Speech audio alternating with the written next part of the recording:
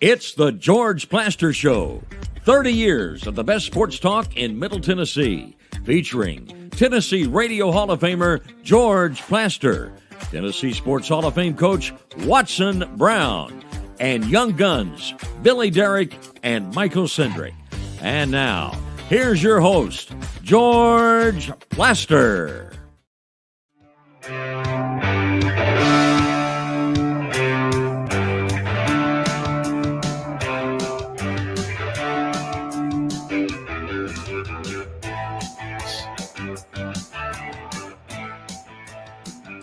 Hello again, everybody. Welcome in. Anything but a beautiful Friday in Nashville. We got snow flurries out there. Cold, bitter wind. That's what they call winter. It's back.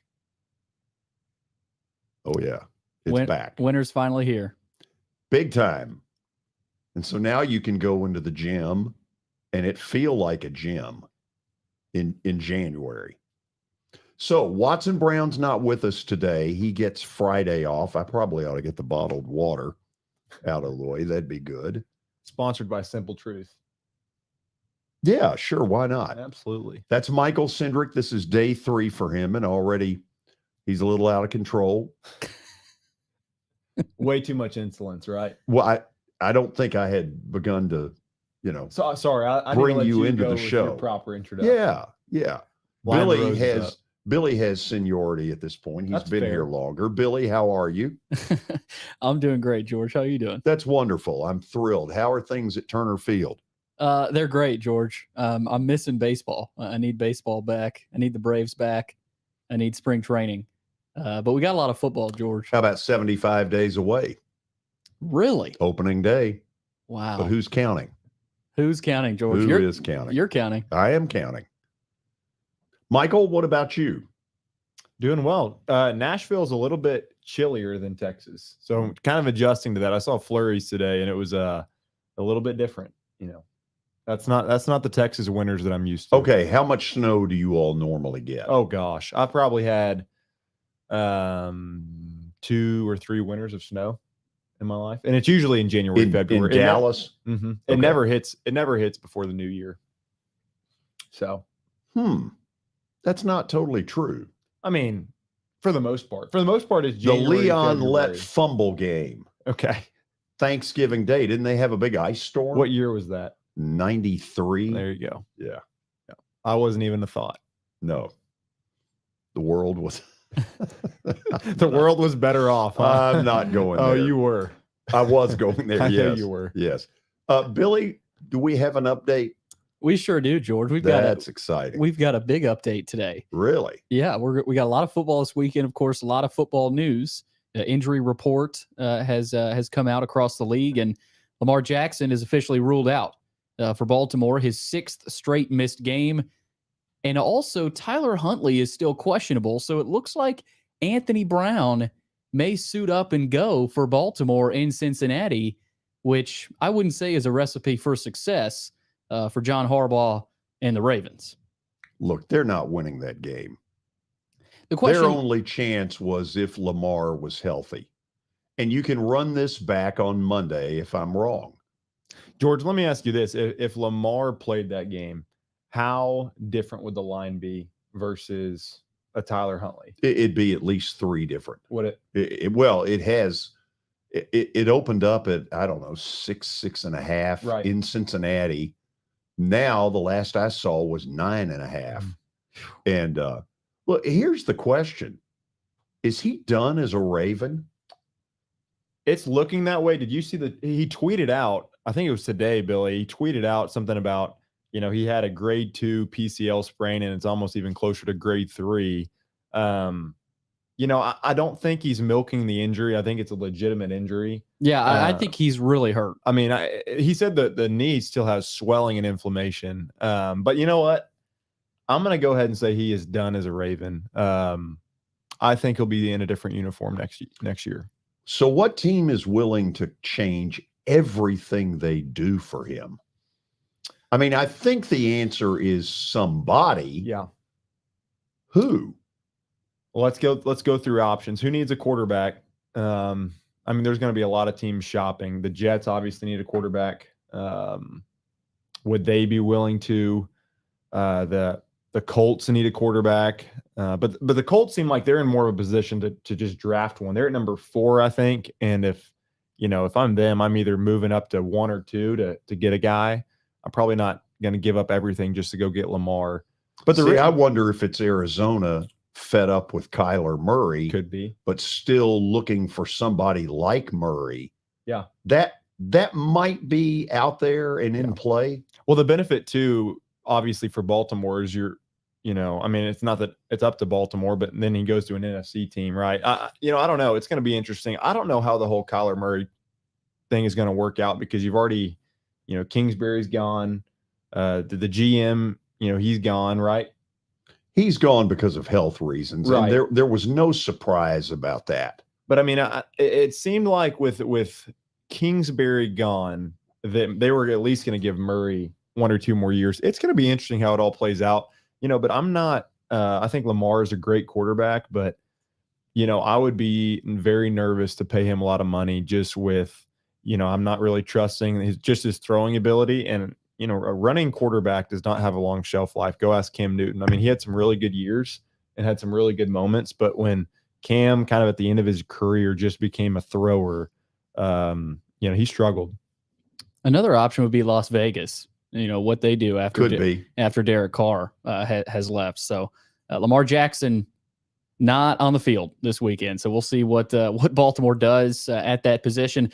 Another big player that'll be out this weekend is Mike Williams, Chargers wide receiver. He has a small non-surgical fracture in his back that's expected to sideline him for 2 to 3 weeks. So this is really bad news. Yeah. So barring a Super Bowl run, if they make it to the Super Bowl, I guess he could play in that game, but they kind of need him to get there. And his season's practically over. He hasn't practiced all week after being hurt in that meaningless game against Denver last week. He did not need to play. And I know there's a lot of debate about, we talked with Herm Edwards. He said, I don't like resting guys. So every coach has their own way of doing things, but I know a lot of Chargers fans are not happy about him playing, and a lot of other players playing last week in Denver. Yeah. They went pretty long with their starters. There was another player that got banged up in that game too for the Chargers. I forget who it Brandon Staley has been a very unconventional, roll the dice kind of guy. And when it's worked, it's looked really good. Yeah. And when it hasn't worked, not so good. What quarter did he get hurt in? Do we know? Was it early? I want to say it was like third quarter. Yeah, I think it was later in the game. Yeah. I mean, coming from that, I get the whole play your guys. I would want to play. That's kind of the exact same philosophy I have is play your guys. But at the same time, the worst thing you can do in any of those scenarios is start talking anything getting in the player's mind that would have him playing at 50 to 75 to 80% speed, even 80 to 90% speed. Honestly, that's the highest chance of getting hurt is a guy that's playing, not wanting to get banged up, not wanting to get hurt. I mean, I think it can be a conversation you have with your staff. Hey, this guy, we're going to play him a half and then we're going to cool it. But the worst thing to do is put that in the player's mind, because playing 80 to 90% in the NFL, which is just a train wreck every play, that's how you really get guys hurt. And I don't know if that's what happened or that's what went on, but I'm in favor of playing those guys, but not putting it in the player's mind. Well, George, another guy that is going to have to play. This is not an injury, but Skylar Thompson, shocker to no one, he's going to officially make his third career start for Miami in their game against Buffalo on Sunday. Mike McDaniel confirmed that in his press conference today. And he also said that Teddy Bridgewater, he had worked tirelessly all week to make himself available in a backup role potentially for Sunday. Of course, Tua Tagovailoa is still in concussion protocol, but Skylar Thompson is going to lead the charge up in Buffalo. They're going to get ripped. Yeah, I don't even know look. It doesn't matter if Teddy Bridgewater was in there. Well, he is what he is. He's a third string quarterback who eked out a 3-point win over the Jets Sunday, where their offense got nothing done. Well, now against the Jets, you could live to tell about that. Buffalo is going to have to turn the ball over numerous times. Miami's going to have a huge turnover advantage to have any chance in Buffalo. it seems like to me, George, where Buffalo can get in the biggest problems is it seems like they're Mike Tyson. They just go for knockout blows almost every single play. It's Josh Allen back to pass and hopefully rolling out and throwing a bomb to Diggs or Gabe Davis. I just don't see this one being close. But the only way would honestly be if Buffalo just gets into trying to throw haymakers and put them away so early. If Buffalo plays the way they know how to play, it shouldn't be an issue. But I've seen Buffalo every now and then keep teams around this season, and they haven't been able to put away teams. It's almost been going for the haymaker a couple times too many. To me, they're bigger worries on defense. Yeah. Against New England, they were not very good, and New England took some advantage of it, but not enough. Miami, if this is really the scenario, God help them. Yeah. They're going to need it. We may have some blowouts this weekend. We could. That could be at the top of the list. No doubt. And at the top of the list for the Packers and their to-do list this offseason is Aaron Rodgers and figuring out how they can retain him. Their GM, Brian Gutekunst, said he's not yet ready to move on from Rodgers. And Rodgers also said he's not yet ready to announce if he wants to return to Green Bay next season. And they did the same exact thing last year. They're going to take their time. The Packers aren't going to push Rodgers for a decision, and Rodgers he's not making one anytime soon. First of all, this has become such a tired act. It's a movie. It's about 4.5 hours too long. Rodgers does the movie he does it on purpose. Sure he does. This is what he's about. The thing on Sunday night, game's over, they've lost to the Lions, and frankly, he played like dog poop in the second half of that game. He really was not very good at all. But he does this big grandstand play with Randall Cobb, who he's very close with. And they're, taking this arm-in-arm walk in the end zone. People are like, oh, it's a sign. And I'm like, whatever. I almost felt for Randall Cobb. He almost felt uncomfortable there. I really think that the general public has had enough. They're done with it. Yeah, they're fed up.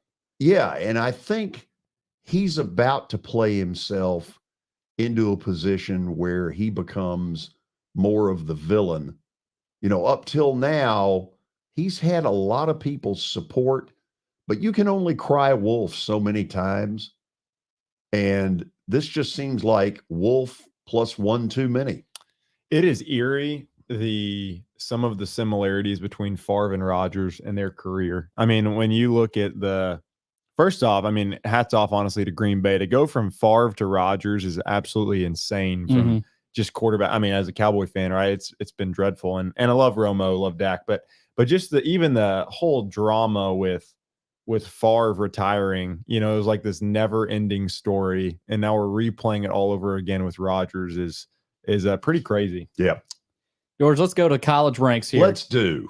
Garrett Riley is headed to Clemson, TCU offensive coordinator. Of course, Clemson just fired Brandon Streeter. He was only there one season. So Clemson did away with him. Riley spent this past season, of course, in Fort Worth. He was named the Broyles Award winner as the top assistant coach in the country.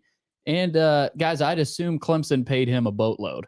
Well, the other thing that goes on here is it would appear to guarantee in the next 2 years, he's likely to be a head coach on the D1 level. First of all, he's got the pedigree of being Lincoln Riley's brother. Secondly, he did a really good job at TCU. And now maybe he's cashing in his chips and saying, okay, TCU's not going to stay at the forefront. 65-7 didn't look particularly good. So he moves on to Clemson with a young quarterback that's got some promise. It's hard to know exactly where this guy is. He's certainly better than Ukulele. And did you like that? Yeah, I did. I like it. So, this is a no-lose deal for him. Yeah, He'll be a head coach in 2 years. No doubt. It's a good fit, too. I think it was reported that he turned A&M down, which I think is absolutely hilarious. Sure, he didn't want to deal with Jimbo Fisher trying to call plays with the textbook, but I think it's a great move, and kind of excited to see what happens with Klubnik. It's interesting. I was so tired of watching Ukulele play. It was you just knew what was coming every single play, and Big stiff. Oh gosh, I mean, but in Klubnik, in the games he's played, he's shown some freshman moments, but he's also got some talent that is legit. Yeah, I mean, he's a player, and Garrett Riley has a quarterback for him, a young quarterback. That'll be fun to watch down the road there in the ACC. And that was it, George. Last piece there, Garrett Riley. Oh, listen, the show's not over. Rip roaring. Mark Griffin's going to join us. We're going to talk about the latest that has been revealed by The Athletic, which is that John Calipari and Mitch Barnhart have no relationship, to which I replied, duh. Anybody and everybody in the sports world already knew it. That was breaking news, George. No, it was not breaking news at all. It's been out there for a good while that this is one of the little dramas going on in the background. I'll take it one step further. I've never believed that Mitch Barnhart ever wanted to hire John Calipari, but the second time around, he didn't have any choice. We'll talk with Mark about that and more on the eve of Tennessee and Kentucky from Thompson Bowling Arena. Stick around. This is going to be some fun.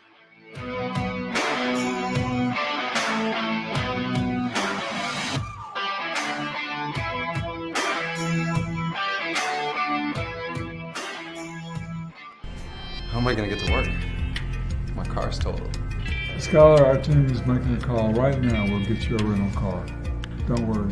That's a relief. Call us 24/7. We're here. We're going to help. Year number 2 of the Plaster and Friends Celebrity Bowling Night was awesome. And the reason is simple. I chose Hermitage Strike and Spare. They were amazing. Great food, great bowling, and a staff that's ready to go the extra mile. They have 5 family fun centers in the area to choose from. And for more info, go to strikeandspare.com or call them at 615-824-5665. As the trusted premier custom home builder in Middle Tennessee, Donnelly Timmons has over 20 years of experience in the industry. Whether you're looking to build your dream home or renovate your current home, their team will ensure that every client and every remodel is unique, luxurious, and completed on time within budget.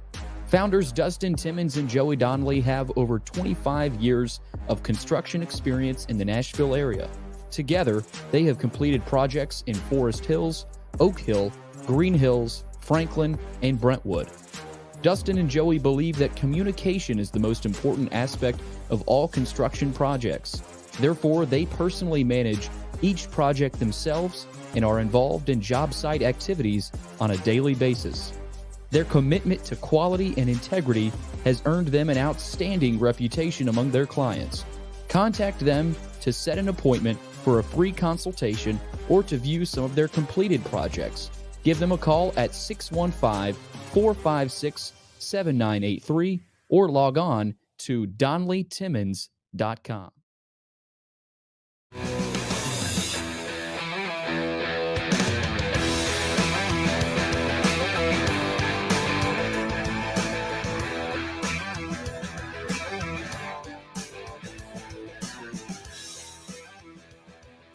Well, high noon tomorrow, I would bet my bottom dollar that Mark Griffin is at Thompson Bowling to watch his Vols take on the suddenly struggling Kentucky Wildcats. Mark, how you doing? Go ahead and bet that bottom dollar, George. Book it? Book it. That a baby. So, okay, you knew where this was going to start. Kyle Tucker does a really good job for The Athletic covering Kentucky athletics. And in the mailbag that he did, that he published yesterday, he put it out there that Calipari and Mitch Barnhart don't like each other. In fact, have no relationship, don't speak. Mark, what I remember of that is that Barnhart had an opportunity to hire Calipari in round 1 and instead went with Billy Gillespie. We know how the hell that turned out. Yeah. And then in round 2, Barnhart really wasn't given any choice. What Kyle Tucker has put out there, everything I know is it's true. It's just not a huge scoop. No, you're right. You guys mentioned it earlier. This is not new news that the two sides haven't gotten along. And I mean, how much do they have to really get along? Is it just a side story? I don't think it's big news right now, other than it seems to me that the only person that's playing defense, and I would call this defense of the program, is Mitch Barnhart. The team's sure not playing any defense, but Mitch Barnhart seems to be really trying to defend his status with Coach Cal and the program overall. So let me try it this way, because I get mixed answers to this. Is what's going on that they suddenly don't have quite the talent they have had? Or is it, as I think it is, some internal stuff going on inside their clubhouse? I would say the latter. I mean, the last recruiting class for Kentucky, they were number 5. And Cason Wallace is last projected to go top 7 in the NBA next year. You got the defending National Player of the Year in Oscar Tshiebwe. You bring in Frederick, who's been hurt, one of your top 3-point shooters. You bring another transfer in from Illinois State that's a really top player. I think it's locker room issues that are going on, that the house is divided amongst the players. I do agree with Oscar Tshiebwe's line in the article that just came out recently about, coach is doing all he can do, because the coaches don't play. They prepare you, but you've got to go out and play. And one thing that I know that anyone that played the game of basketball knows is coaches always say you can't coach effort. And one of the blaring things that I see with this Kentucky team is the effort's not there on defense. And it's got to start with defense. Now, will this be a competitive game tomorrow? I think it will be. I think that Tennessee's not going to overlook Kentucky, but I do think that Kentucky's going to have some fire, especially if Toppin gets in the game and Cason Wallace is not so-called injured and is able to play at 100%. Mark, I get that. Listen, a week ago when they ran into Alabama in Tuscaloosa, that is now a team that we've got to admit can do this to just about anybody. Alabama is that good. But losing at home to South Carolina is almost like that upset years ago when Chaminade beat Virginia. I mean, South Carolina had just come off a 45-point loss to Tennessee. For God's sakes, they'd lost to Vandy in overtime. And Kentucky, to me, looked pretty disinterested. No doubt. They were disinterested, and that can go back to preparation from the coach's side.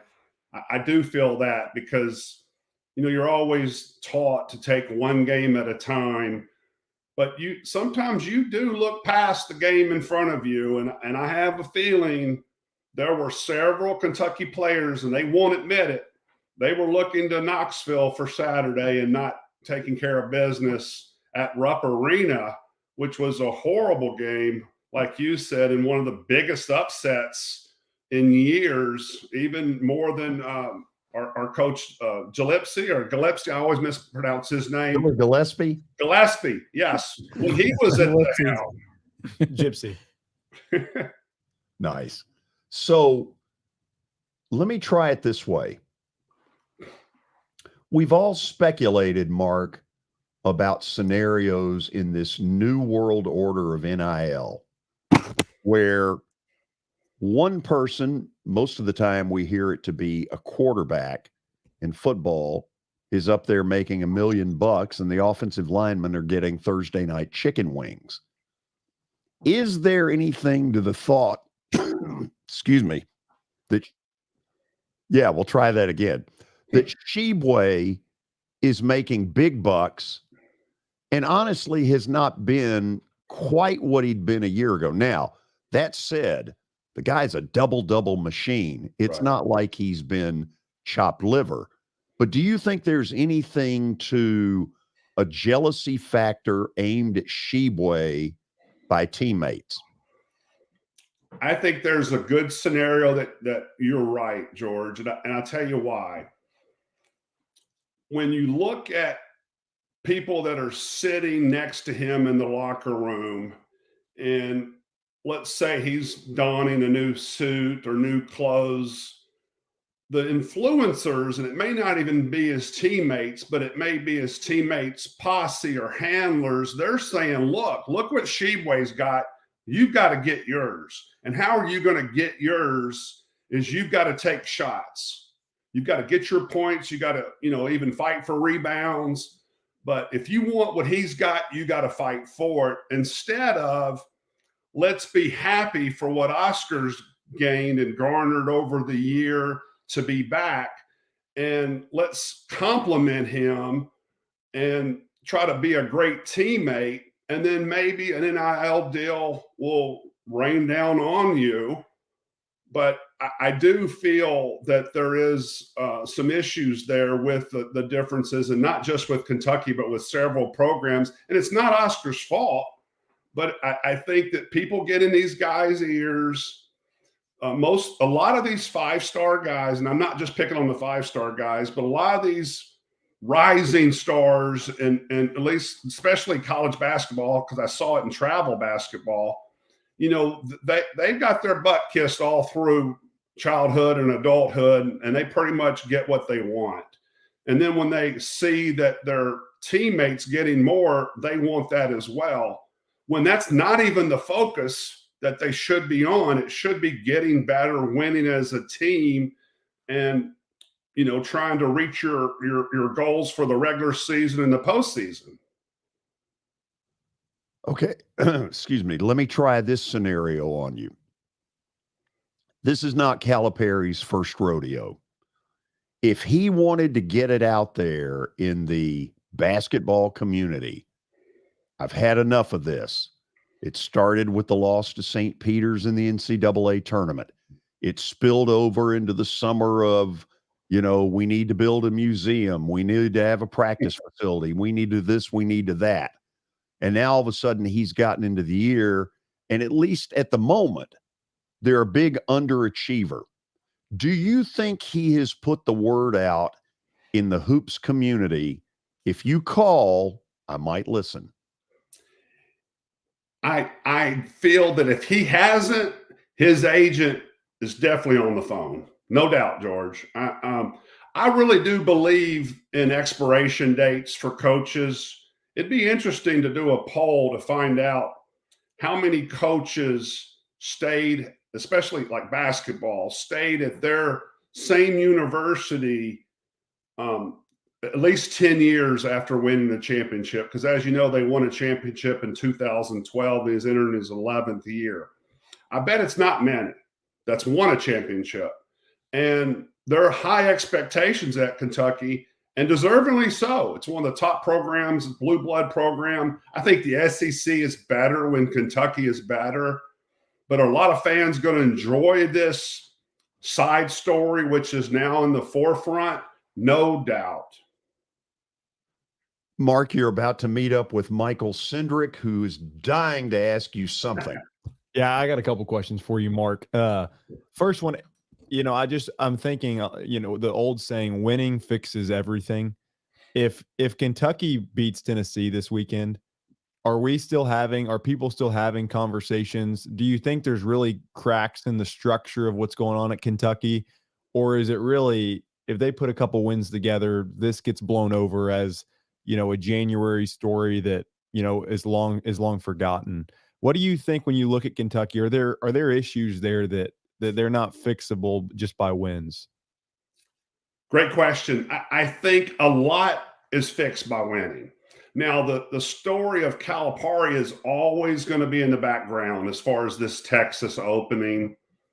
But if Kentucky comes out and wins in Knoxville, in which, interestingly enough, Coach Barnes has got a 10-7 record against Coach Cal while at Kentucky. Coach Cal's got a 769 overall winning percentage. He doesn't lose to many coaches. But if Kentucky comes back and strings together a few victories, which they've got, their schedules is not so bad after this game, the next 4 or 5 games. I think a lot of that is going to, once again, go to the side, and the confidence and hopefully the team chemistry for the Kentucky players will get better, and they will feel better about themselves and get focused on, the next game at hand. So I do think it takes care of a lot. It's not going to take care of Calipari in the background, but let's face it, you're going to have side stories that go on in a program, or every program when the season's going on anyway. The coaches just do their best to kind of calm it down. And for the players, they've just got to focus on what goes on the 94 feet when they're practicing or when they're playing. I want to go back to something you and George were kind of talking about with the Sheway making probably most of the NIL money. Help me understand the NIL landscape in college basketball, because I know it can't be Sheway and they go find 4 guys, from the park and bring them. I know these are really good players. Are these guys not making any money coming out? I know a lot of times we talk NIL with college football. What's the NIL landscape of, realistic expectations of who's making the money outside of Sheway? Are there guys on Kentucky's roster that have legitimate NIL deals? And then also kind of who are the NIL kings in college basketball? I mean, in college football, it's obvious, A&M, Texas, a lot of these big schools spending a bunch of money. Is it the same blue bloods in college basketball? I know I threw a lot at you, but just help me understand that NIL landscape in college basketball. Sure. And from what I understand, addressing the landscape first, is it kind of depends on the athletic program or the university. I don't know of one that stands out much higher than the other. The one we heard about the most was Sheway, as far as how much money that he was reportedly to get. Now, is that confirmed? I mean, in football, we heard, Nico, the quarterback, was getting X amount of dollars. Is that going to come to fruition, or is it based on certain parameters? I think the landscape varies, and I think it's the NIL distribution is stronger where they're already set up for football, and then the people that are involved, the initiatives, are really just trying to push basketball in that direction as well. Getting back to Kentucky, are there other players getting NIL deals? Oh, I'm sure there are, deservingly so. I mean, if it's out there and they're able to attain it, I think, you take advantage of it. So I'm sure with the high 5-star ranking players that they have, and once again, being a top 5 recruiting class, there's going to be some money thrown their way. What we never really talk about, though, with the NIL deals is, the pressure of this. Like, do they have money managers, or, you're talking about an 18 to 21-year-old kid. Let's say they get $1 million, just throwing a wild number up in the air. What is a kid going to do with $1 million? Who's going to manage them? What family members are coming after that? What friends are coming after that? It's no different than the NBA as far as people wanting your money. Some of these kids may not even know how to write a check, if they even do write checks anymore. But the point is, there's a lot of education and learning that goes on, and handling the pressure that's inherent of when you receive these benefits. And I just hope that the administrations with these respective universities are going out of their way to help these young men so that they are prepared long-term, not just in 1 year. Mark, hang with us. When we get back, we're going to look at how you rank the SEC right now, and we're going to answer the question, or we're going to ask it, and somebody's going to answer it. Is Alabama now good enough to win it all? Stick around. We're coming back.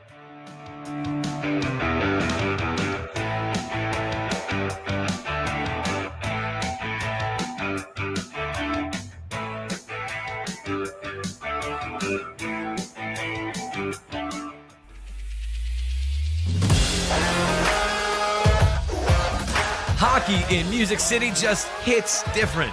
It's one big honky-tonk party. It's the sea of gold in the crowd. The goals, the saves, the celebrations. It's an experience like no other. Don't miss a minute of the action this season. Visit NashvillePredators.com/tickets to get your seats today. That's NashvillePredators.com/tickets. And we'll see you at Bridgestone Arena. I know it's getting colder. You're not thinking about golf. However, if you're planning an event for next year, let me suggest golf through Riverside Golf Links. The course has improved dramatically. It's perfect for hosting a corporate or a charitable outing. They've got everything in place to make your event a rousing success. To get more info, call 615-847-5074 or go online to riversidegolflinks.com. Jody Jones has as nice a dental facility as you'll find anywhere. Let's go in and take a look. Are you in the market for a new dentist? Maybe you're new to Nashville? Well, the place to go is Jody Jones Dentistry at 55 Music Square East, and their new facility is absolutely state-of-the-art. Jody mixes quality with comfort for the perfect dental experience.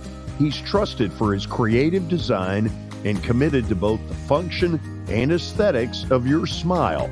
Jody is simply the total package. Don't wait. Make an appointment now at 615-259-5100.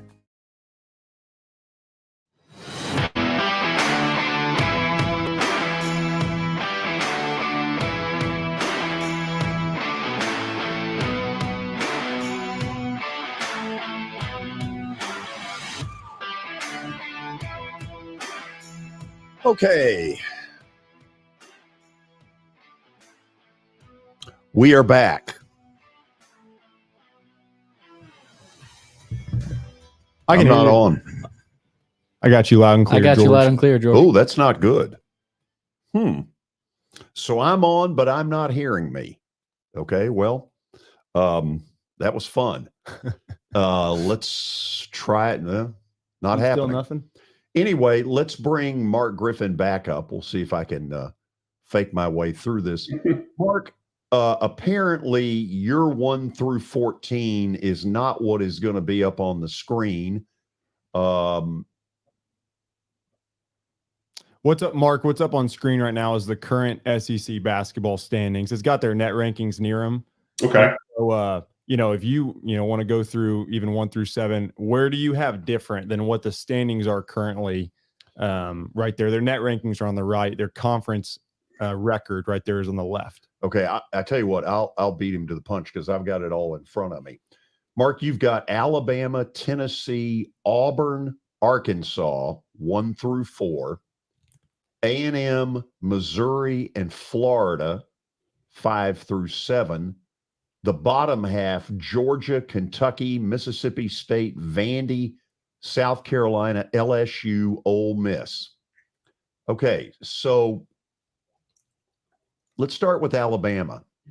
Have they gone from really good, fun to watch, whatever, to somebody better start paying attention? This could be the team cutting down the big net in April. They've definitely gone from the hunter to the hunted. And I think they've surpassed any expectation so far that basketball pundits, fans, family members of the team have ever expected. We knew Brandon Miller was a top player coming out of Cane Ridge. I didn't know he would have the impact that he did so early and so consistent throughout the season to really help this team. And the puzzle parts that Oates put together in his recruiting class was incredible. I mean, Alabama was, and this is basketball, not football, guys, number 3 recruiting class in the country. And you're seeing the benefits now. Noah Clowney, who played on an independent travel basketball team, has propelled himself into the conversation of being an NBA draft pick, later on this year. And of course, with Brandon Miller being a lottery pick, Jaden Bradley, another top player that's a freshman that's a really good guard. One guy that doesn't get talked about as much is Quinterly, who was really good 2 years ago, transferred from Villanova, had an injury, he's been kind of hurt, which has opened up other players to play, but he's a really good leader, great body language on the court. And the picture you've got there, number one, is Mark Sears, who I had never heard of, transferred from Ohio, but the good thing is the Bama staff knew of him, and he's their second leading scorer, over 15 points a game, just had a 26-point game recently. And if Mark Sears is going to play consistent, the only area that concerns me is inside with Beniaco, but he has a role, and it's more rebound, block out, run the floor. They're not really relying on him as much. They've got great guard play and great play with Miller. Then yes, I think this is a team that's going to cause a lot of trouble, and deservedly so where they're ranked.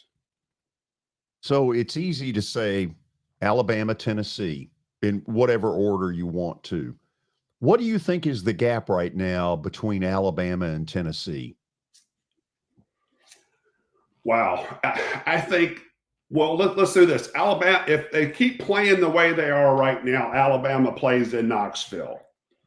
I would think that Tennessee would be a small favorite at home, maybe 1 point or, maximum 1.5.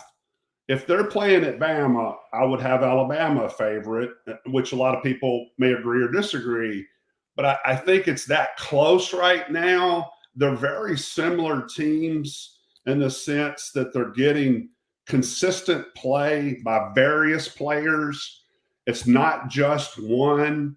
It's not just, Brandon Miller and the boys. It's several players are stepping up. And Oates has done an excellent job of managing minutes. So I think they're close, but Alabama's definitely a step ahead of Tennessee at this point. Okay, and what you sent me earlier today, you had Georgia ahead of Kentucky. Now, Yes. That's a sign of like a Sports Illustrated apocalypse. Unfortunately, it's not up there the way it needs to be, but you have Georgia as an 8, Kentucky is a 9. Wow. Yeah. Apocalypse. Yeah, I know. And this is interesting because the way I based that with Georgia, I know they lost to Florida, but it's because I didn't expect at the beginning of the season, I probably had Georgia. I know I had them in the bottom 4, but they've been a surprise team.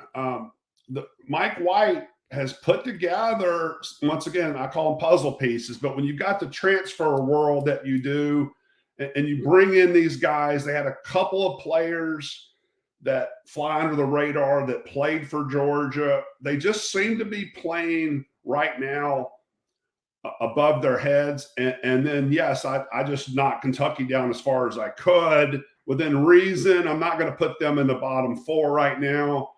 But they're borderline what I call first night playing in Nashville in the SEC tournament.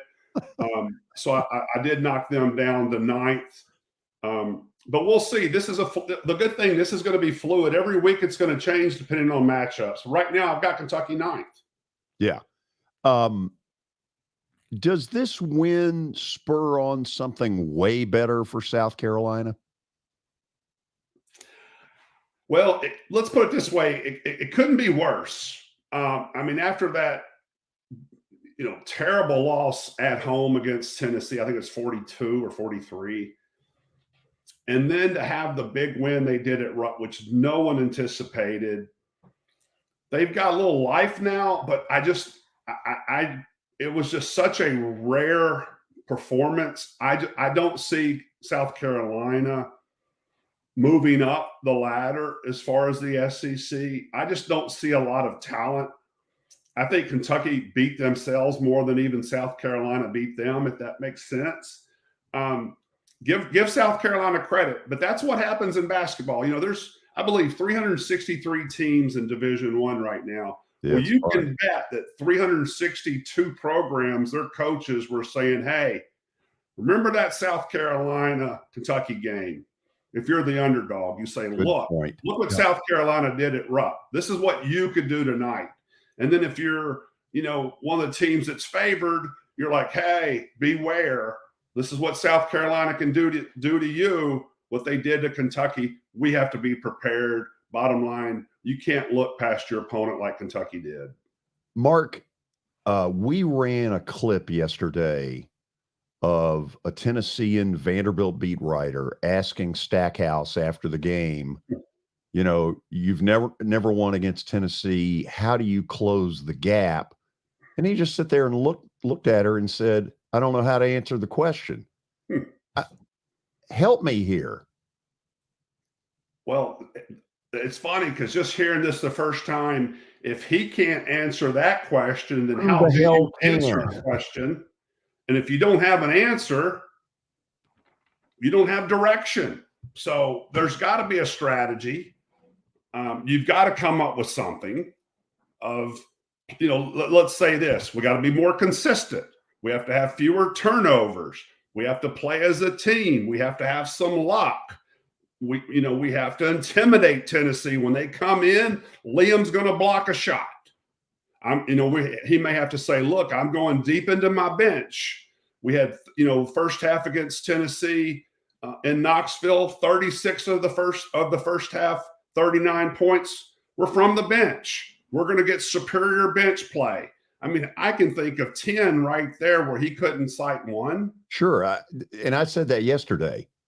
If he can't come up with an answer that says, look, right now, their talent level is better. So our recruiting has to start to match their talent level. I was absolutely floored that he couldn't come up with anything. And, what can I say? Look, Vanderbilt basketball is in the toilet in so many ways. It's embarrassing what it's become. You don't want to hear me get into it again. So, Michael, take it away. Yeah, I would love for you to talk a little bit about Arkansas. I know they had a big injury early, but they've got so much talent on that roster. They had a great recruiting class last year. Is Arkansas, do you feel like they're a couple steps away from Tennessee, Alabama? Or I know they lost to Alabama at home the other night and trailed for most of the game. They were competitive, but what do you see in Arkansas just long-term for the rest of the season? Well, I know the fans are waiting on Nick Smith to come and play, and he's had a prolonged injury, one of their 3 incoming freshmen McDonald's All-Americans, but you got to play with what you got. Had a tough loss against Bama at home, which I actually thought Arkansas, and was actually cheering for Arkansas to beat Alabama. I think they're a different team at home versus the road. That's my concern for Arkansas because they're so young. That how are they going to fare on the road? Talent level, they've got 4 guys on the team that's going to be drafted in the NBA later this summer. Ricky Council is one of their premier players, transfer from Wichita State, was 6-man player in that conference. He's in the mix now. Great athlete. Didn't know anything about him for this season. Great pickup. But I think that where they struggles inside, their transfer from Missouri's out for the year. Consistency's not there. They're going to play better at home, like a lot of programs. But for Arkansas, they're going to get tripped up on the road. I think they're going to have a good season. I do see them, the 20 to 25 ranking throughout the rest of the season. But I do expect some losses on the road to the higher tiered teams in the conference. Yeah, and then real quick on Tennessee as well. I looked and saw that they've got 6 guys that are just about averaging 9 points or more, and that's such a big help, especially when March comes. Guys are going to get cold, and I know when that happens, guys can pick up the slack. What have you seen just with having so many bodies that can go get a bucket when they need to? How that's helped them this season, and how you think it'll probably help them the rest of the season?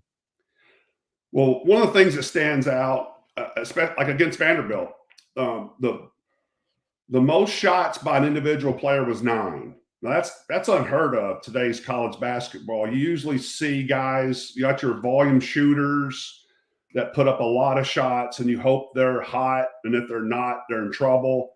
Well, with Tennessee, they're spread out so amongst so many players that you've got several options. So I think that says a lot for the depth. And the depth part is which I think separates this Tennessee team from other past Tennessee teams. And let me give you one statistic which I think rings true. You know, Tennessee rotates 3 big men throughout the game, and they'll do the same this weekend. They'll have to for Sheedway. Tennessee right now in the NCAA is ranked 6th with 41.1 rebounds a game. That really blew me away to know that they're that high. They're doing that well in rebounds, and their centers, play approximately 15 minutes a game each, or 15, and maybe, 10. So that's something that really stood out. Another thing that I'll just mention for you guys to look out for this weekend, a good matchup for Tennessee.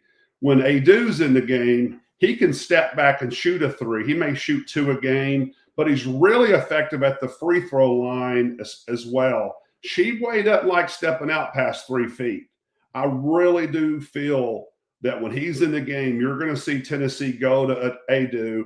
He's going to put up some shots, maybe 3 or 4 or 5, just to get Sheedway to come out, which is going to open up the opportunity for offensive rebound. And I think the team that has more offensive rebounds is a team that's going to be in great position to win this game. Hey, Mark, real quickly, when last we saw Gonzaga on the public, in a big national TV setting, in the C.M. Newton Classic, they went down to Birmingham and throttled Alabama. And since then, they're a mediocre-looking basketball team who won on a miracle last night at BYU. Yeah. What's going on there? Wow. Another team that's got a lot of talent, multiple 5-star players, but it's like they're not playing with the chemistry together. You don't see guys. I watched the game last night against BYU. I watched it at 6 o'clock this morning. I taped it because I thought this was going to be a good game. Mark Pope's done a great job at BYU, and it's on the road. I thought, okay, maybe there'll be an upset. I don't see guys having a lot of fun under Mark Pugh with Gonzaga. Roles seem to be confused on the court right now. Now, mind you, great team, so I'm really, being picky here.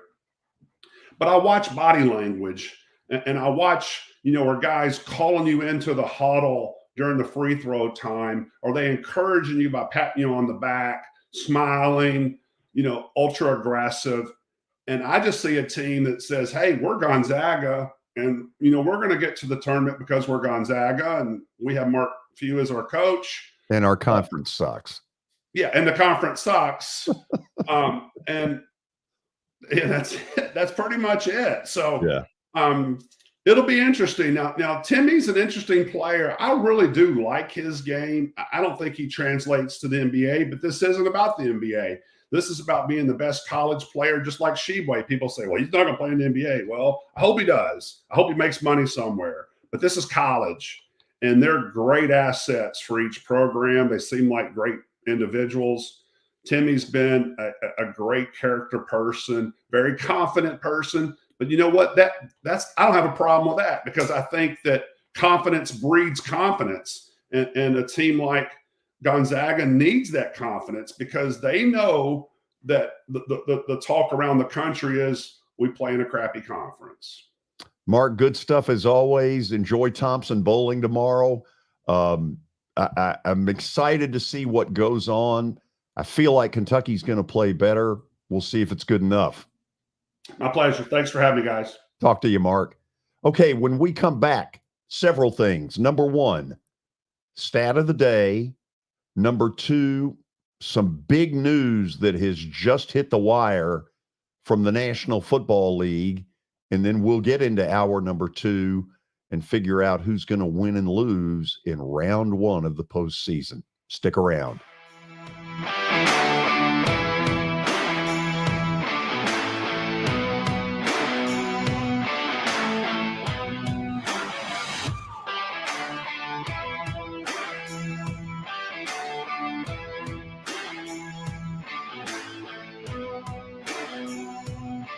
Hey, thank you for meeting with me today. The insurance company has made an offer. Already? Wow. They've offered you the entire policy. Thank you, Blair. You're so welcome.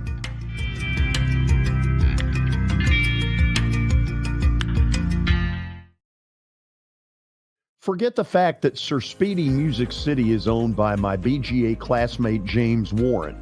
Their work stands on its own merit. James and his staff do incredible work, as evidenced by the huge banners at the Plaster and Friends Celebrity Bowling Night. If you're looking for quality to help your marketing and business communications, and you want it at a reasonable price, these are your folks. Call them at 615-832-9511 or go to print at sirspeedymusiccity.com. And be sure to tell them Plaz sent you. Welcome to John English Antique Sports and Cards, located at 204 East Depot Street in beautiful downtown Shelbyville, Tennessee. Their phone number is area code 931-492-4304. John, obviously, I've been blown away by what I've seen at your place. I've now been there 3 times. But for the person who's never been, what should they expect? Well, we have a 3,000 square foot store, George. Half of it is vintage cards in all sports. And then half of the store is, a lot of people call it the museum, where there's a lot of early equipment and just the history of sports in general: baseball, football, basketball, golf, tennis, and other items. When somebody comes in there that you know is a big sports fan, what is their normal reaction? Well, I think that they're pleasantly surprised. And, of course, being in Shelbyville, Tennessee, which is a small town that you would never expect a shop like we have to be in. So they're kind of, I don't want to say blown away, but as I said, pleasantly surprised.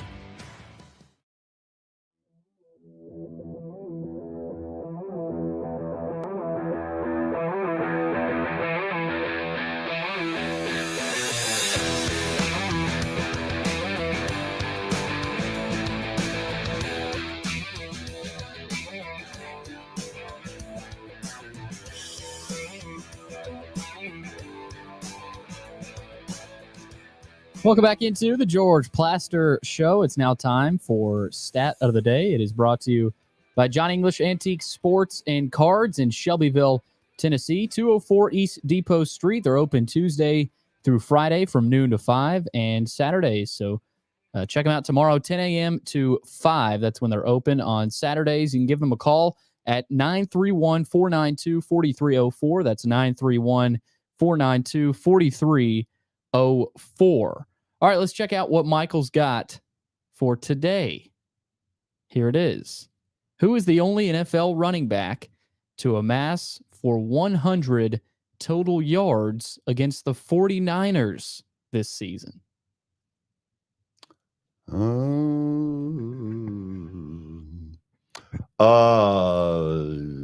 Michael tested this on me today, and he stumped me. It's a tough one. Okay, I want one hint here. Okay. And I'm going to ask for an answer, and then if that isn't it, we'll move on. Okay. Is it Christian McCaffrey? Wow.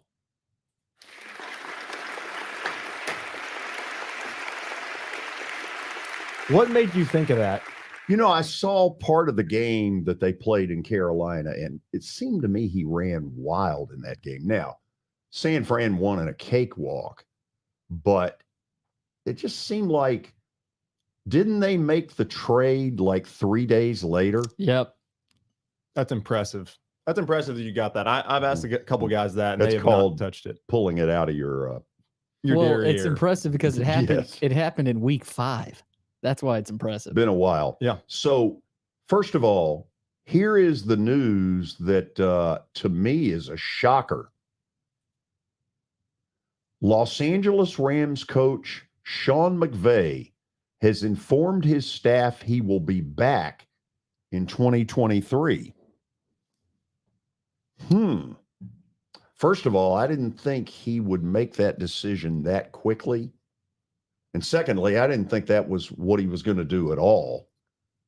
Because, first of all, the Rams are in terrible draft shape. Between they don't have any draft picks. They got no draft picks. Yep. And some of it, helped me, the defensive back from here. Jalen Ramsey. Jalen Ramsey, thank you. That's not the only deal they've made, but they have no draft picks. They have got they are going to pay dearly for making the run that got them to the Super Bowl. Yeah, they mortgaged the farm basically for Yeah. it. But you know, part of me wonders if Sean McVay is such a competitor, you know, that he could not go out with that being the last taste in his mouth. Because the sad thing is, you know, you're really only as good as your last win. You're only as good as your last season. And probably in McVay's mind, you know, no one remembers that Super Bowl that he won. It's all, well, you know, it was a dumpster fire this year. So part of me wonders if he wants a little chance at redemption. Yeah, I can see that. That's a good point, because this has not felt at all like a celebration for them. No. You've seen virtually none of Matthew Stafford. In the second half of the season, you have seen no Cooper Kupp. You've seen virtually no Aaron Donald. Well, and it's a perfect example, too, of what happens when you put all your chips in the middle of the table. But if you win it all, it's worth it. Right. I'm not. You sit there and you go, okay, what's the balance? And they at least can say, well, we won it all. We had a parade. Yeah. I know there are some fans out there that are like, we suck now. I mean, it wasn't really worth it. I mean, yeah, you got a Super Bowl, but Rams are in trouble for the next several years. They are. But if you know that you have no Cooper Kupp, no Aaron Donald, no Matthew Stafford, what did you have a right to expect? Those are some wins that are off the table, no question. Now they are in trouble. Prayers to their general manager, because he's got so much stuff to figure out for how they're going to navigate that roster. Less need. But if you put those three guys on the team, it's a different season, you know, for a full season. I'm not saying they're going to the Super Bowl again, but it's not what it was. I don't think getting rid of Sean McVay would have helped them one bit either. I mean, no, and it helps the chunky soup stuff. Right. Exactly. Okay, so we begin the playoffs tomorrow with 2 games. We have 3 on Sunday, 1 on Martin Luther King Day, Monday night. So what we decided to do as a group was sort of give you our little whatever of how this is going to work. Predictions. Yes. So I'm going to go first. In the left-hand corner, you see what is the closest point spread of any of them. I'm going to take the Chargers to win on the road in Jacksonville. If Jacksonville offensively is as bad as they were a week ago, the Chargers will find a way, but barely. With Lamar Jackson out, who's kidding who? They're not winning in Cincinnati. The Ravens just are not. And who's kidding who? Skylar Thompson, please. He ain't beating Josh Allen. So he ain't beating anybody. My final 4 in the AFC is a who's who offensively. KC Chargers, I'm going KC. Cincinnati, Buffalo, that's the tough one. I'm going Buffalo and saying that they'll have this AFC title game in Atlanta at Mercedes-Benz, and this year Buffalo will finally knock this door down. You think the emotion of DeMar Hamlin carries them there? Yeah, I mean, look, there's some things Buffalo's got to get taken care of. Defensively, they weren't anywhere near good enough a week ago against New England. Right. And they've got to play better football on defense.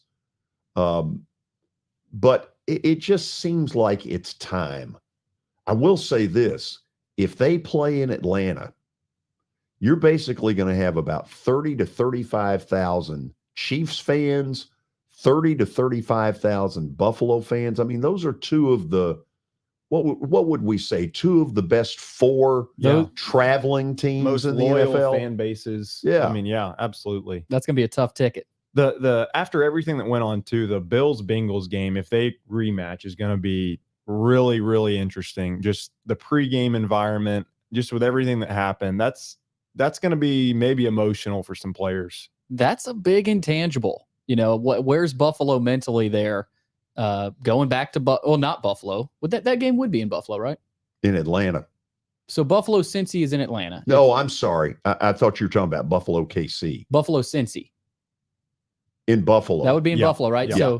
So maybe since it's in Buffalo, not Cincy, there's not as many emotions and memories, PTS. I don't know what to call it, but maybe that helps a little bit. Yeah. So let's go to the NFC, where it's easy to come out with certain things. The first one is a real toss-up. The only thing that scares me with Tampa Bay is that they have finally unlocked Brady to Mike Evans. Other than that, Dallas ought to win the game. That said, Dallas has been stumbling around like they've had one Buzola too many. And who knows what's going on there. If Dallas loses, I believe Jerry Jones fires Mike McCarthy. I pay no attention to all this pregame BS he's put out there. I think he makes a change. And if the defeat isn't all that close, book it that McCarthy's gone. Book it. Book it. There's no way he can come back. I don't see how he could either. I mean, there's no way. But you've got Dallas. I've got Dallas. I did pick Dallas. Okay. So then you get to Minnesota and the Giants. I just don't trust Minnesota. This is, if you're going to look for an upset, the Giants are an easy one to put in there because Minnesota doesn't play a lick of defense. And Kirk Cousins, we all wonder when the going gets tight, what goes on with him. They've pulled a lot of stuff out of there. What this They year. have pulled a lot of somewhere. You think it comes to an end? Early. All right. Early. Okay, so George. Okay, hold on. San Fran. But then they're going to flip even, because of seeding. They would right. flip.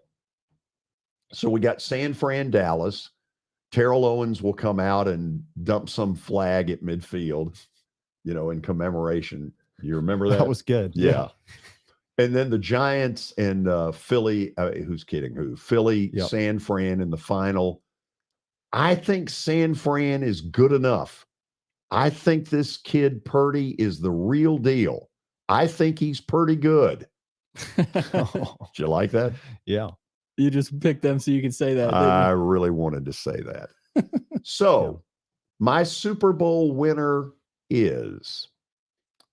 Well, we have this graphic at the end, so we're going to reveal. So we'll wait. Yeah. Okay, so I'll run through there. mine. You got to wait. Little tease. Got Okay, that so you're graphic at going the end. next. I'll run through mine real quick. Okay. We've got basically, me and you. Well, our you. first round is identical, is what I'm trying to say. We've got identical first round picks. Did you Chiefs, copy Chargers. mine? There's not a lot. It's not like March Madness where you've got a bajillion games to pick Right. from. But the difference in this one that I've got is I've got the Bengals beating the Bills. I think they've got their number. I think Joe Burrow, there is not, if you go back and look at all the games he's played in college and the NFL, He doesn't lose. the big ones, he does not find a way. He finds a way to win for the most part. But I've got the Chiefs coming out of the AFC. I think it's a big advantage that they do not have to beat both Cincinnati and Buffalo. Not that the Chargers or the Jags are going to be some cakewalk, but that's a huge advantage. I think those three are kind of the clear cut. It's what the one seed ought to get. That's Absolutely. exactly why Cincinnati is so up in arms right now, Yeah. because they think they should have that one seed right now. Absolutely. I think the Chargers Jags game is going to be incredible. I'm really excited for that. I'm really excited to see the Herbert and Lawrence, battle there. But I think the Chiefs come out of the AFC.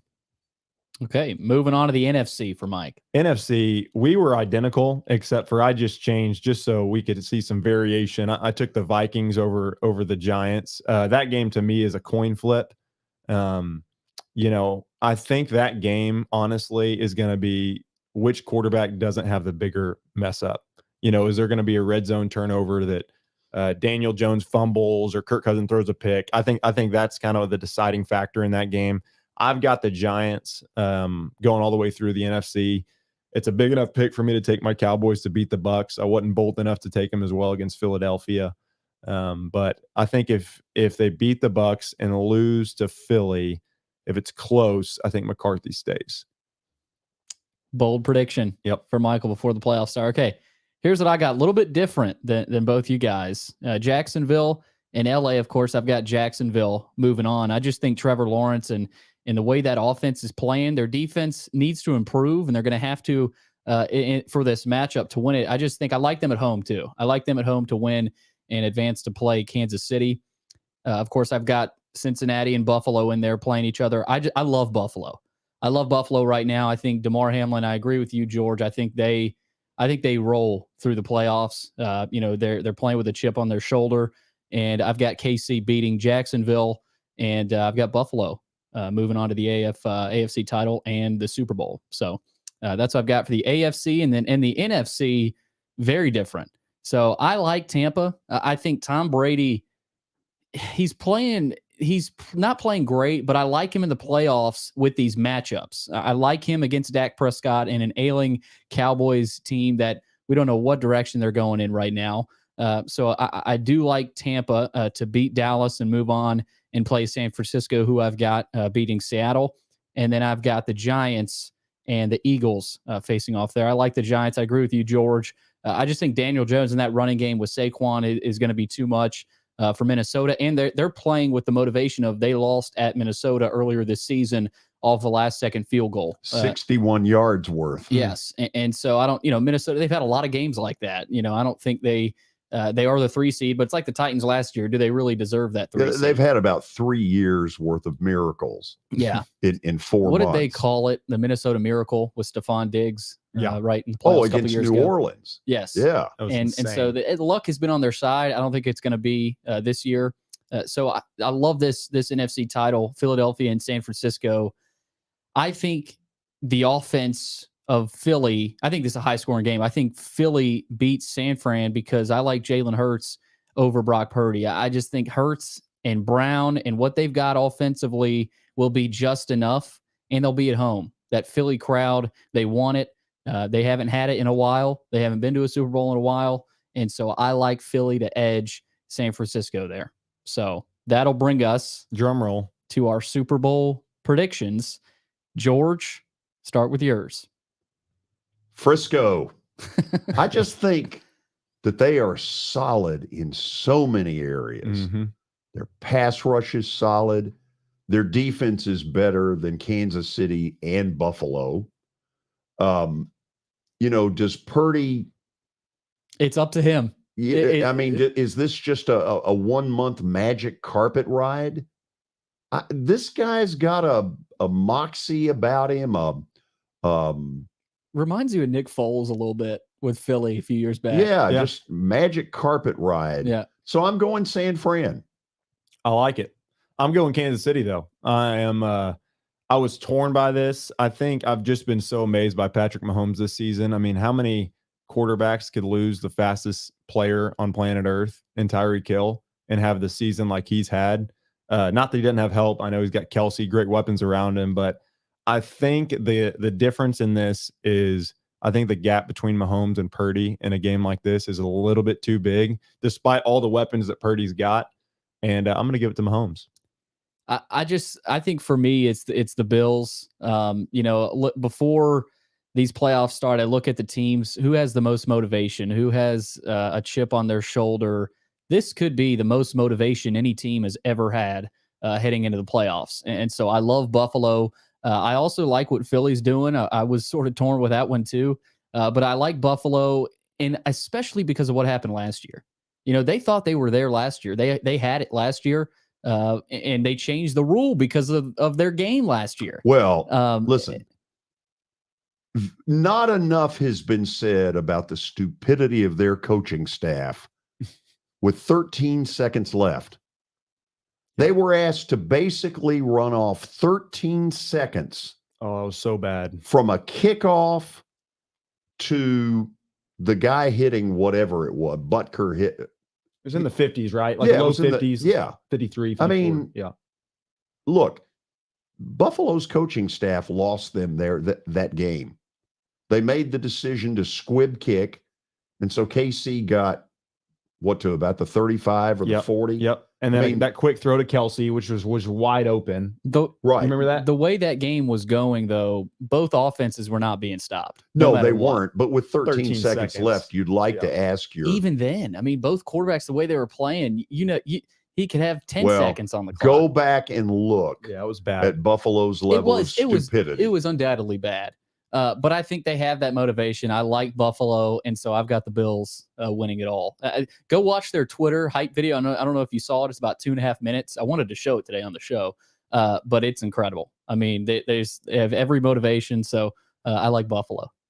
Okay, we'll come back. Jeff Pennington will join us. Then we'll talk a little playoffs and plaster bet of the day. Thank God I finally won one. Stay tuned.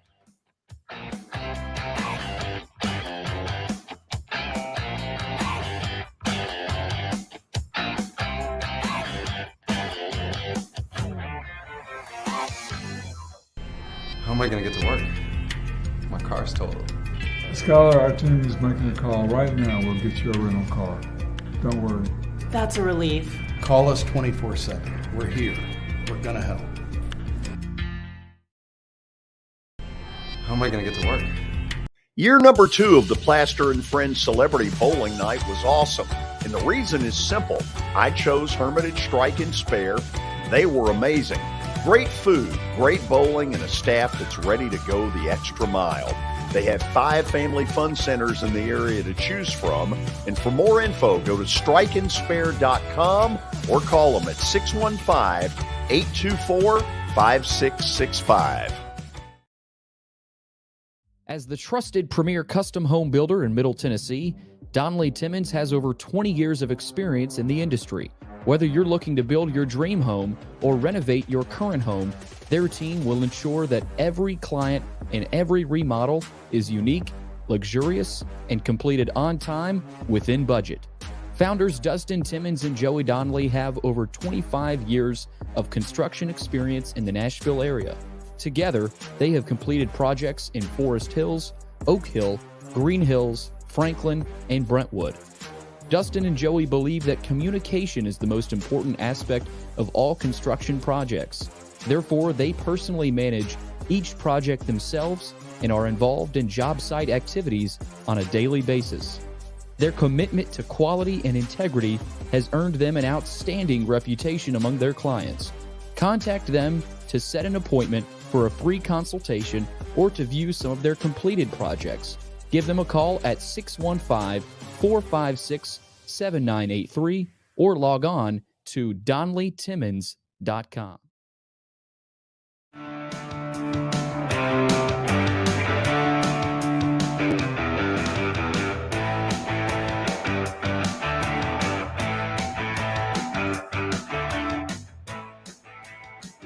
So, tomorrow we begin the NFL playoffs, and we've kind of run through exactly what we think. And of course, what we think seems to be a lot of chalk. Anybody, class, have a dark horse that they're sort of in the back of their mind going, don't be shocked. I told you today, Michael, Tampa Bay, just because of Tom Brady and, the experience he has. You cannot make up experience like that. And, he's built it over his career. And I like the matchup against Dak and the Cowboys at home. I like that matchup. And then even if I think they have a shot against San Fran. I really do. Even though it's on the road, Brady against a quarterback like Dak and then against Brock Purdy, it's up to the defense to hold up their end of the bargain too. But if Brady is able to play well and sort of pick apart those defenses that, let's face it, San Fran's defense is really good. They smoked him a month ago. So obviously I think the Cowboys, that matchup is a little bit more logical for them to win. But I think they've got a shot in San Fran because if Purdy, we haven't seen a bad game from him yet, really. Nope. Say he has a bad game with 2 or 3 picks and Brady plays really well. Who knows? So I like Tampa. Is Jeff Garcia the backup? Who knows? Who is there?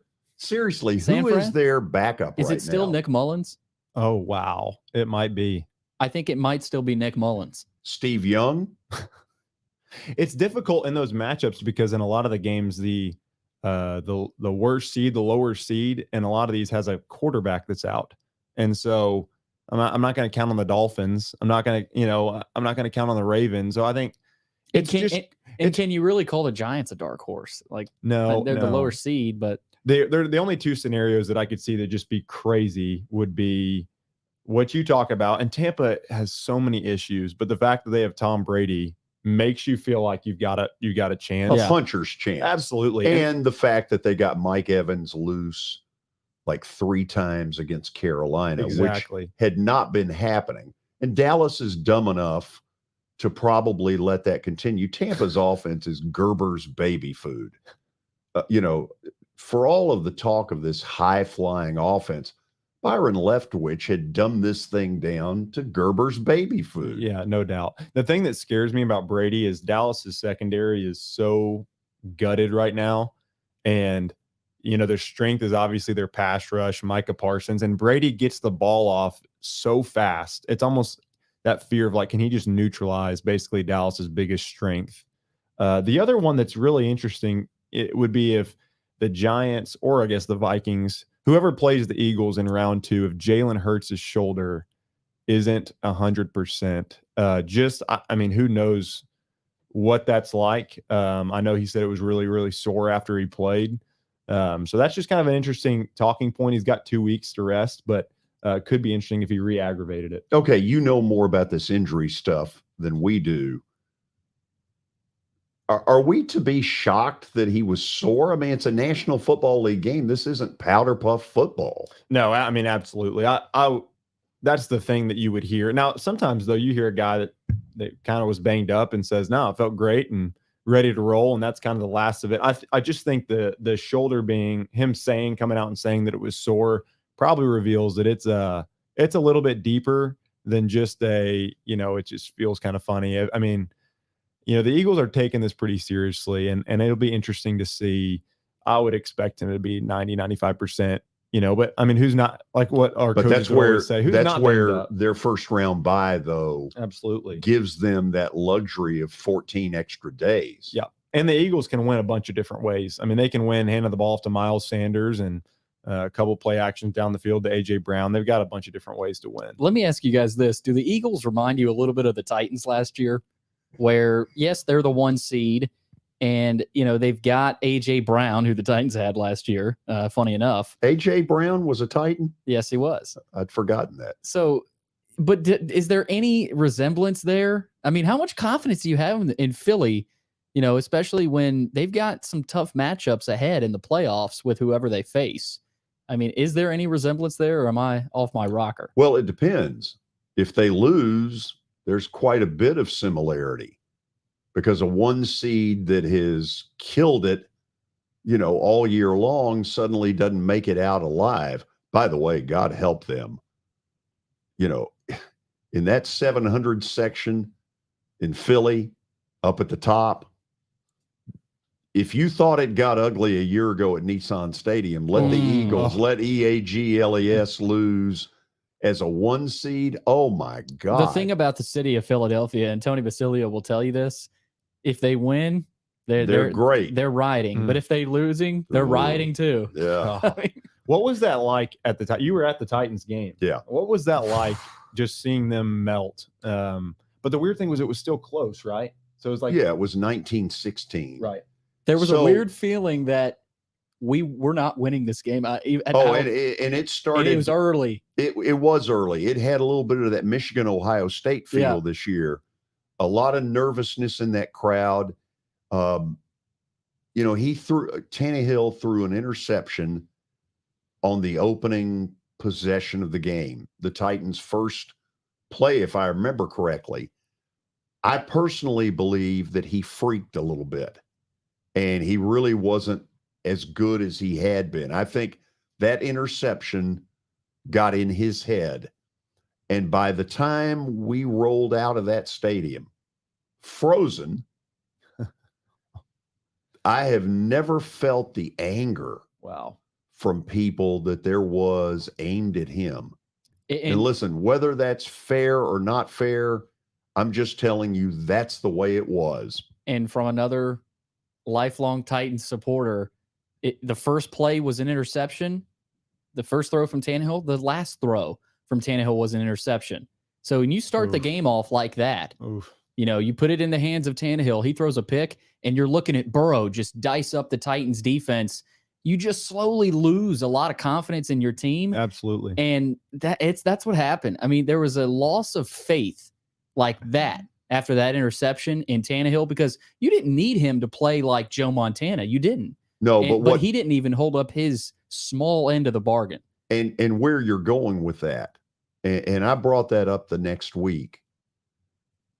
You got a 25-year-old and a 33-year-old, and the 25-year-old had more poise in that game than the 33-year-old did. And, he admitted later that it really, he had some real issues. Yeah, and that's what hits me. I feel bad. I like there's not anybody that doesn't like him as a person. I mean, I don't think there's deep hatred. There was just kind of an acceptance of he can't take us where we want to go. I know Derrick Henry was hurt. Every Titans fan wants to say that. They love to say that. Henry was hurt. Hold on to that. They had a difficult decision to make, it seems to me, at halftime. It had become obvious by then that he was not near 100%. And Deontay Foreman played in the really third well. quarter had a couple of runs where he just ran wild. And they went away from him. And upon further review, maybe they needed to go to Derrick Henry at halftime and say, listen, let's cool it. We want you ready next week. We're putting Foreman in there. And I don't think they know or knew how he would react if they did that. Yeah. And Michael, this playing football, 8 years at Harding. I know George likes to make that joke, but your quarterback is so important in these playoff games. You guys have made playoff runs. When your quarterback isn't leading you the way you need him to, that's a huge difference. I mean, Burrow was leading his team and was just such a leader. And like George said, he acted like he was 20 years older than Tannehill. He was a grizzled vet. Yeah. So it plays a huge role in the playoffs when you need your quarterback. He can't do it. Yeah, that's the icy thing about Burrow is he just never looks rattled. I mean, he just looks like the moment. Cool. He looks like he's bigger than the moment, and it's really impressive. Did the fact that Cincinnati went on to go do what they did that lessen at all the anger? No. It made it worse. No, because I think a lot of people you realize you were there. I think a lot of people felt like they walked out and said, "Okay, they're in the Super Bowl. We're better than them. Why aren't we there?" Yeah. It wasn't any sympathy, that's for sure. No, it was. It's a tough realization. Was a bitter end of January. Yeah. Okay, we'll go to the break. I finally won a game this week. By the way, Georgia just scored again on TCU. It's now 99-7. Y'all like that? Yeah. Almost you brought that one back. Almost hit 100. Yeah. They hadn't scored in a while. It had been a little drought. Couple quarters. They took Stetson out of the game. We'll come back. I'll give you plaster bets of the day next. Weekend. Do what you want to do.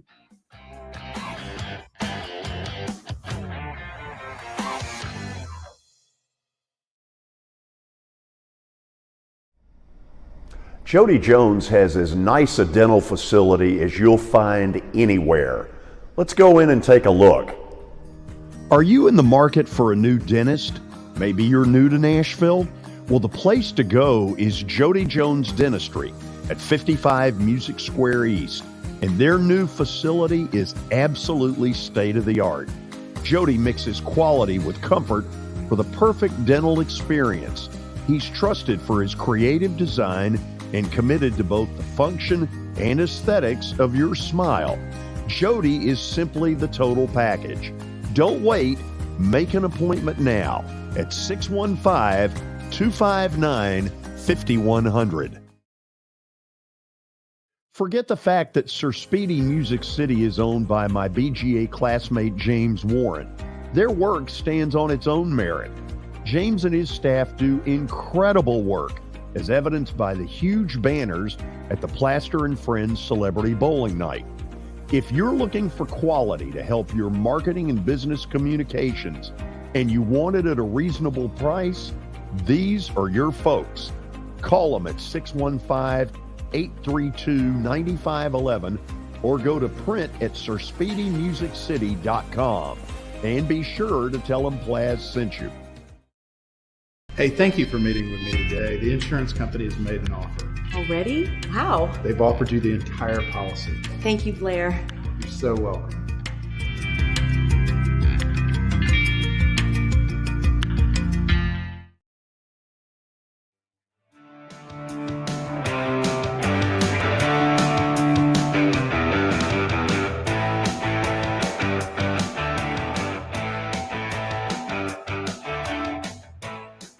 Final segment on this Friday afternoon, heading into a big NFL weekend. Lots of games. Hopefully not too many blowouts, though. We'll see. George's going to be making some picks. Plaster's Bet of the Day is brought to you by Bart Durham Injury Law. They are lawyers that you can trust. Give them a call at 615-242-9000. Again, that's 615-242-9000, or log on to their website. That's bartdurham.com. All right, let's check out what happened last night, George. Finally got a win. Yes. USC, fight on over Colorado. Dun, dun, dun, dun, dun, dun, dun, dun, dun. Almost to 100 wins. Oh, sorry, Mike, I didn't turn. No, you're good. Almost to 100. That's pretty incredible. In how many days? Well, maybe not days, but games. Okay, We're 200. at 200. That's pretty good. 99 out of 200. God. No Let's criticism. go there. 49.7%. I've gotten off of that for a while. Got to get back to 500. Okay, so I'm going to give you 4 plays, and let's see how these go. Okay. Let's start tomorrow night in Jacksonville. Now, what's the difference between these two teams? I don't think it's much. I think they've got the line right. Now, let me say this.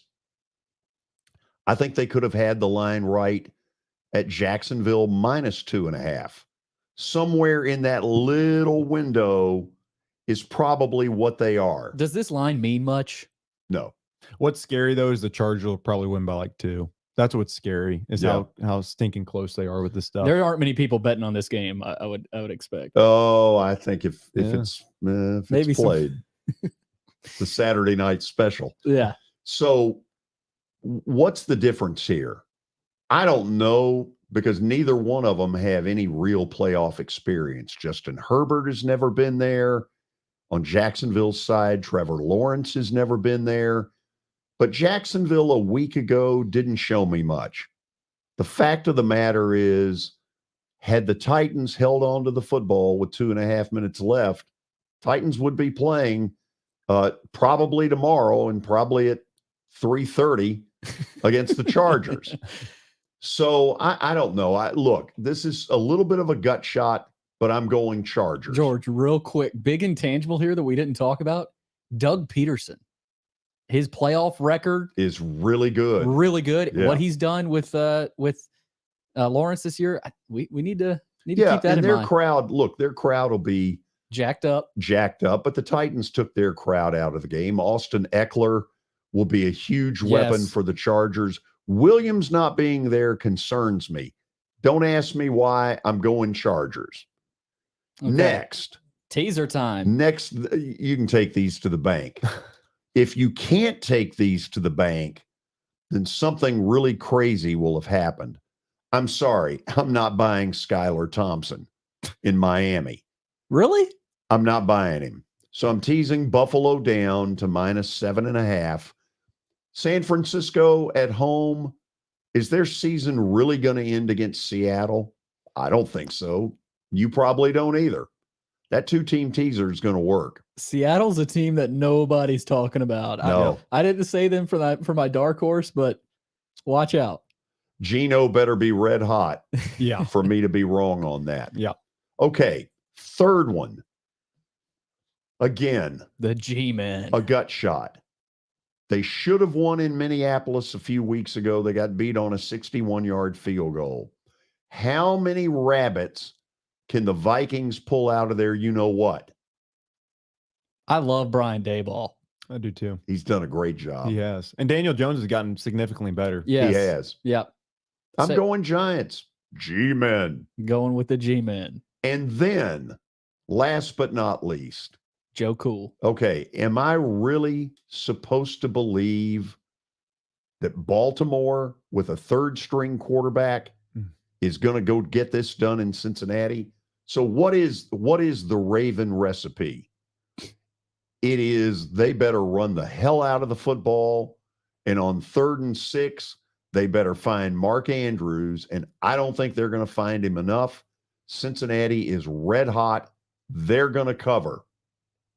Man, yeah. You going to say it? Book it. No book it's for any of those picks, by the way. No. Now, I'll say this. The teaser had better work. Yeah. You need the teaser. Man, if the teaser doesn't work, then there will have been a cataclysmic something. A sign of a Sports Illustrated apocalypse. Yeah. Okay, you guys enjoy the weekend. We got some great stuff.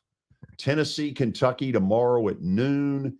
NFL playoffs Sunday night, Monday. We'll see you Monday. We'll be with you at 2 p.m. Have a good weekend.